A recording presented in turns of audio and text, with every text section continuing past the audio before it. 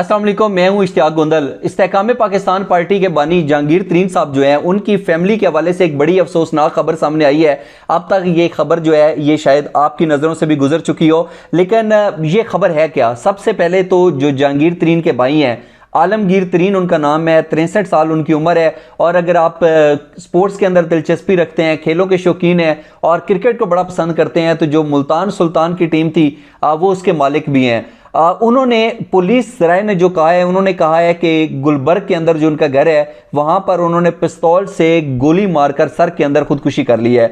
अभी जो इब्तदाई तौर के ऊपर इंफॉर्मेशन आई है वो तो यही पहुंची है, लेकिन जिस सूरत हाल के अंदर ये खबर बाहर आई है उसने कुछ और सवालात को भी जन्म दे दिया है। बज़ाहिर अगर मेन स्ट्रीम मीडिया देखें और वहां पर जिस तरीके से बात की जा रही है तो ये भी बताया जा रहा है कि ये एक जो खत है वो भी वहां पर एक तहरीर जो है वो भी बरामद हुई है। और उस तहरीर के अंदर क्या लिखा हुआ है, ये बड़ा जो है बामैनी किस्म की सूरत हाल है कि उस तहरीर के अंदर ऐसा क्या लिखा हुआ है। जो पुलिस ज़राए और बाकी जो वहाँ के मकामी सहाफ़ी हैं वो जो इन्फॉर्मेशन दे रहे हैं उसके मुताबिक उस तहरीर के अंदर बड़ा वाज़ेह तौर के ऊपर ये लिखा हुआ है कि मैं बीमारी से बड़ा तंग हूँ। मतलब तासर देने की ये कोशिश की जा रही है। उस तहरीर के अंदर ये रिटन है कि मैं अपनी बीमारी की वजह से तंग हूँ। मतलब होता है जब इंसान जो है, मिसाल के तौर पे अगर कोई शख्स जो है वो बिस्तरे मर के ऊपर होता है, वो बिस्तर के ऊपर लेटा होता है, मतलब उसके लिए जो है वो खाना पीना भी जो है वो नहीं हो पा रहा होता, उसने वॉशरूम भी जाना है तो किसी की मदद के बगैर नहीं जा सकता, चलने फिरने के काबिल नहीं रहता, अपनी मर्जी से उठ के बैठ नहीं सकता, अपनी मर्जी से जो है वो तकिए के ऊपर टेक नहीं लगा सकता। मतलब इस तरीके से जिस्मानी तौर के ऊपर उसकी ये कंडीशन होती है। अगर तो कोई इस सूरत हाल के अंदर है तो फिर तो डेफिनेटली बंदा कहता है कि वो चलने फिरने से भी कासर था, मोहताज था, उसको जो है वो बार बार दूसरे लोगों की जो है वो मदद की जरूरत पड़ती थी, अपनी मर्जी से वो उठ के टेक भी नहीं लगा सकता था, बाकी चीजें तो बहुत दूर की बात है। तो ऐसे के अंदर इंसान जो है वो नफ्सियाती तौर के ऊपर इतने दबाव का शिकार आ जाता है कि इन नफ्सियाती तौर के ऊपर जो है उसने खुद को गोली मारकर जो है वो हलाक कर दिया हो। लेकिन आलमगीर तरीन साहब जो हैं, अभी तक की जो इतलात सामने आई हैं वो तो इस तरीके से कुछ भी नहीं थे, बल्कि वो इतने तंदुरुस्त थे कि जब ये वाली तहरीर सामने आई तो उसके बाद उनके जो दोस्त थे या उनकी फैमिली के जो मेंबर्स थे या जो बाकी लोग थे उनसे पूछा गया कि ये जो आलमगीर खान तरीन है इनको कौन सी बीमारी लाक थी, ये कौन सी ऐसी बीमारी थी कि उस बीमारी ने इनको खुदकुशी जैसा एक गलत कदम उठाने के ऊपर जो है वो मजबूर कर दिया।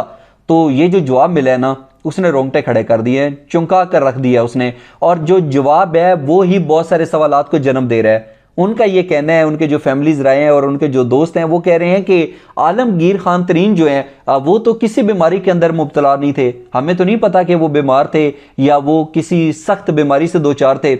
अब ये जो जवाब आए हैं और जिस तरीके से तहरीर के साथ इस चीज़ को इंटरलिंक किया जा रहा है, जोड़ा जा रहा है, मुंसलिक किया जा रहा है, इसने बहुत सारे सवालात को उठा कर रख दिया है। ये मैंने आपको बता दिया कि इंसान जो है वो नफ्सियाती तौर के ऊपर अगर तो बिस्तर मरग के ऊपर लेटा हुआ है और अपनी मर्जी से वो कोई हरकत तक नहीं कर सकता, तो वो हो सकता है वो कहता है कि मैं बड़ी अजियत से दो चार हूँ, मैं तकलीफ के अंदर हूँ, वो खुद अपनी जान का जो है वो ले वो खात्मा कर दे, तो वो चीज़ समझ में आती है। गोया के खुदकुशी आराम है, लेकिन फिर भी ये चीज समझ में आती है। लेकिन जिस तरीके से आलमगीर खान तरीन का मामला है वो तो बज़ाहिर इस तरह की कोई बात नहीं थी, तो फिर उन्होंने कौन सी बीमारी का जिक्र किया।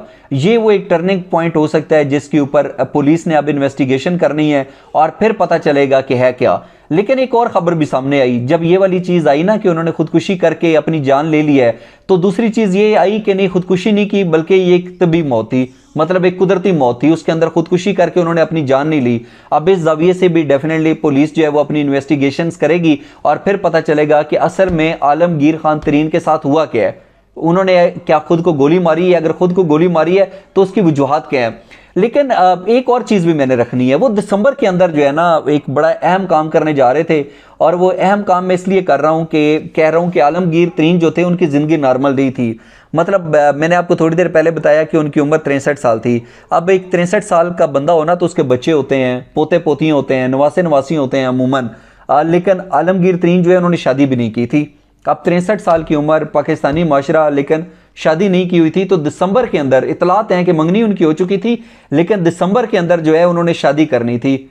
लेकिन इससे पहले ही उन्होंने इस तरीके से उनकी जो मौत है उसकी खबर सामने आ गई। यकीनी तौर के ऊपर ये दुख की घड़ी है, लेकिन इसके साथ साथ जिस तरीके से ये सामने वाक़या आया है और उसके ऊपर जिस तरीके से तहरीर का जिक्र किया जा रहा है, बीमारी का जिक्र किया जा रहा है, यकीनी तौर के ऊपर अब यहाँ से इन्वेस्टिगेशंस की इब्तदा होनी है। मतलब एक और भी खुदकुशी की वजह होती है, जिस तरीके से आजकल पाकिस्तान के मसाइल हैं और लोग जो हैं शदीद माली मुश्किलात से दो चार हैं।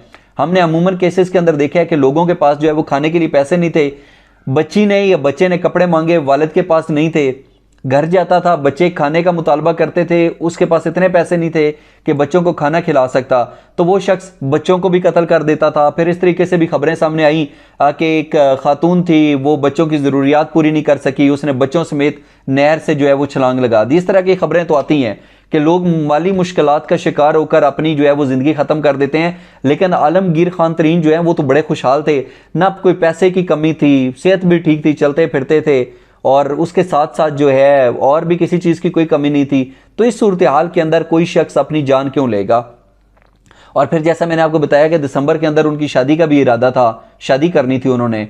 तो जब इस तरीके से सूरत हाल है कि आपकी ज़िंदगी बज़ाहिर जो नज़र आती है लोगों को नॉर्मल है, तो फिर आखिर आपकी ज़िंदगी में ऐसा क्या था? आलमगीर तरीन किस सदमे से या किस ज़हनी अजियत से दो चार थे? नफसियाती तौर के ऊपर वो क्या प्रॉब्लम्स फेस कर रहे थे कि उनको खुदकुशी जैसा एक संगीन जो कदम था वो उठाना पड़ा? यकीनी तौर के ऊपर यही वो सवाल है जिसका जवाब अब तहकीकाती इदारों ने देना है, पुलिस ने देना है, उनकी इन्वेस्टिगेशन होनी है, तहकीकात होनी है, और तब होगा दूध का दूध और पानी का पानी। और फिर शायद उसके अंदर कुछ ऐसी चीज़ें भी सामने आए जिसकी शायद तवक्को अभी किसी को भी नहीं है।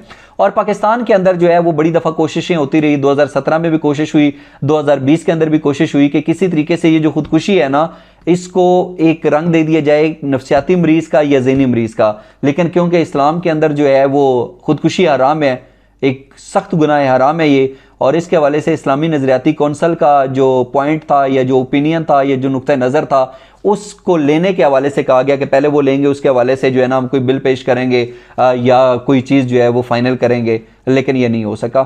2017 में भी कोशिश हुई, 2020 में भी कोशिश हुई, लेकिन नहीं हो सका। तो अब देखना यह है कि आइंदा आने वाले दिनों के अंदर पुलिस की जो तहकीकात हैं उसके नतीजे में क्या खबर सामने आती है।